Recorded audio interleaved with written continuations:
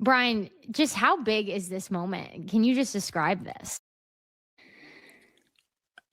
It's incredibly special. I mean, it's one of those things that if you don't experience it, it's really hard to articulate because there have been kind of perfect moments in everyone's life. You know, you hope that's the case, like where everything just kind of falls together and it feels like you just want to be in that as long as possible. And they never last, right? That's just the way life is. And you have to have things that aren't great in order to appreciate those truly great moments. And every one of the Seahawks conference championship games have been on that list. Like the environment, the buildup, the sense of community and connection to the people around you that were all there for the same reason.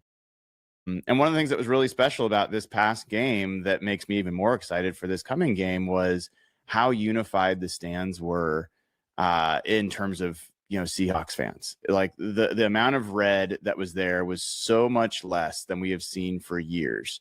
And it wasn't for lack of trying from 49ers fans, but it makes a difference when you look to your left and you look to your right, and it's not an opposing fan who's annoying and, cheering at the different things than what you're cheering for.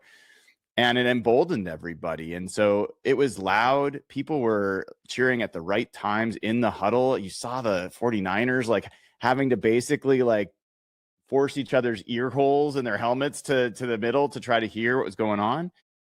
That won't even come close to what it's going to be like on Sunday. And so yeah, these are singular moments. And that's why, I would never tell like everyone's got their own situations, their own finances, and you got to do things that are right. But if you have the means, even if it means you got to cut something else out for a little while, if you have the means to find a way to get there, get there. And if you can't do that, get to a bar, get to a restaurant, get somewhere that has the game on, watch it with other people in the city that are going through the same thing you are, because it just amplifies the whole thing. And you will never forget where you were, just like Mike, when these things happen. So, let's hope we see a Mike Bennett, riding a bike around the field. Let's hope we see a Hasselbeck holding something over his head.